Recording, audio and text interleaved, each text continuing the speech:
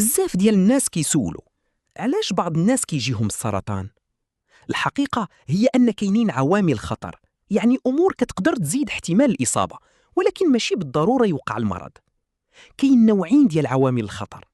أولاً عوامل ما نقدروش نبدلوها. العمر، كل ما تقدم العمر كيقدر يزيد الخطر في بعض أنواع السرطان. الوراثة والتاريخ العائلي، إلا كانوا حالات في العائلة بعض السرطانات يقدروا يكون عندهم علاقة بالجينات. الجنس، كاين أنواع كتكون أكثر عند النساء وأنواع أكثر عند الرجال. ثانياً، عوامل نقدروا نبدلوها. التدخين من أكبر الأسباب المرتبطة بعدة أنواع ديال السرطان. التغذية غير الصحية والسمنة، الماكلة المصنعة، قلة الخضار والفواكه وزيادة الوزن. قلة الحركة، النشاط البدني مهم بزاف للصحة. التعرض المفرط للشمس خصوصاً بلا حماية. الكحول كيزيد خطر بعض السرطانات.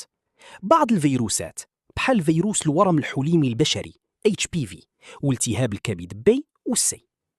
الرسالة المهمة: وجود عامل خطر ما كيعنيش أنك غادي تمرض، ولكن تغيير العادات اليومية يقدر ينقص الخطر بزاف.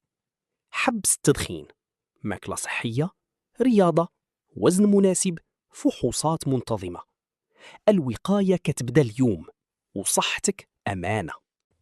إلا عجبك الفيديو واستفدتي منه، ما تنساش دير سبسكرايب للقناة باش يوصلك كل جديد على الصحة والتوعية، ودير لايك وشارك الفيديو مع العائلة والصحاب، حيث المعلومة تقدر تنقذ حياة. شكرا على الدعم ديالكم.